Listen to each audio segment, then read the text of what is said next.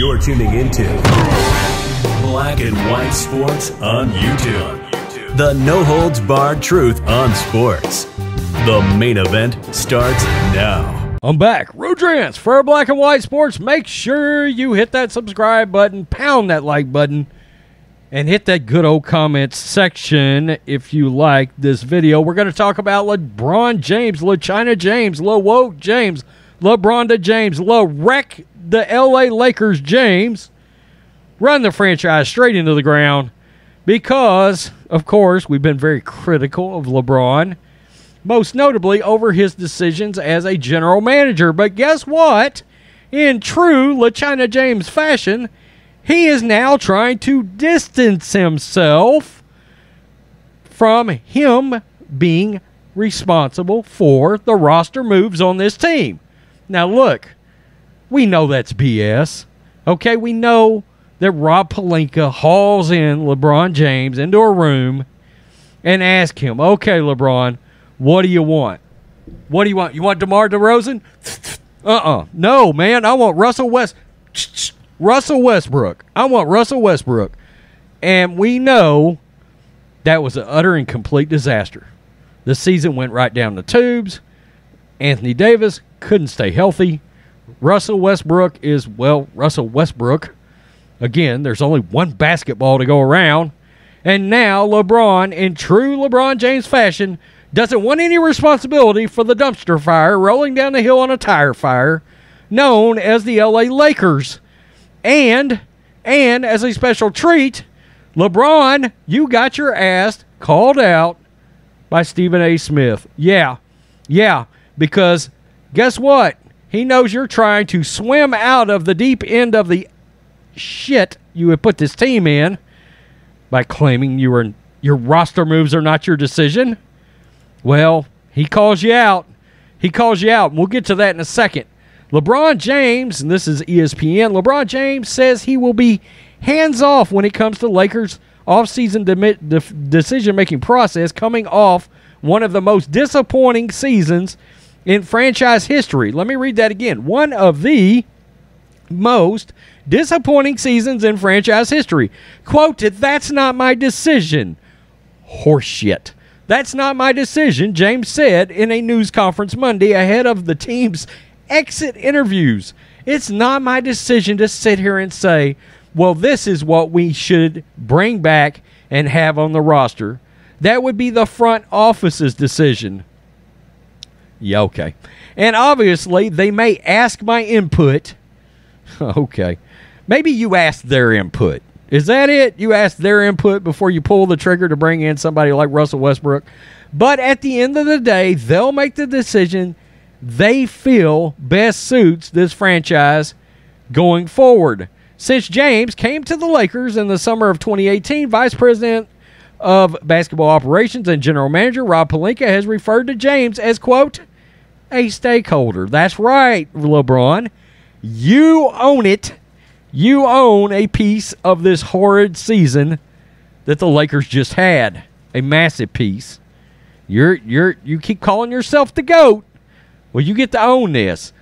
By the way, if you're the GOAT, you shouldn't have to call yourself the GOAT. Everybody knows you're the GOAT, Michael Jordan. Allowing for greater influence from the star when it comes to personnel decisions in the typical player-management relationship. However, after James and Anthony Davis' input led to L.A. overhauling the roster to trade for Russell Westbrook last summer, only to see the team finish just 33-49, wow, and fail to qualify for even the play-in tournament, there appears to be a shift in strategy. You mean Jenny Buss is tired of your bullshit? Quote, I think the front office will do whatever it takes to help this ball club become a better ball club from top to bottom.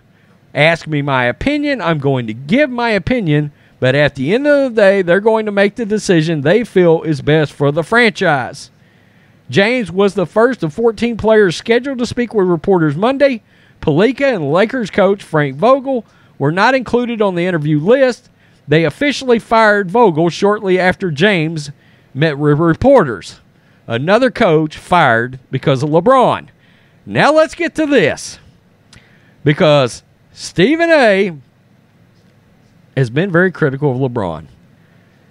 He comes right out and says it. Here we go. Let's play it. We're trying to assemble that. You can't let LeBron off the hook on this because LeBron, the player, was an MVP caliber player. LeBron, the general manager, was horrid because he was the one that okayed and pushed for Russell Westbrook to arrive in Los Angeles, knowing because of his basketball IQ, the chances of them meshing together as teammates was not going to work. And then there's Okay. So let me repeat that. LeBron, the player, was MVP caliber player. LeBron, the general manager, was horrid. Horrid. Because he was the one that, in caps, okayed and pushed for Russell Westbrook to arrive in L.A., knowing because of his basketball IQ, the chances of them meshing together as teammates was not going to work. So let's peel back the curtain a second. Again, I said this earlier. I've said it multiple times.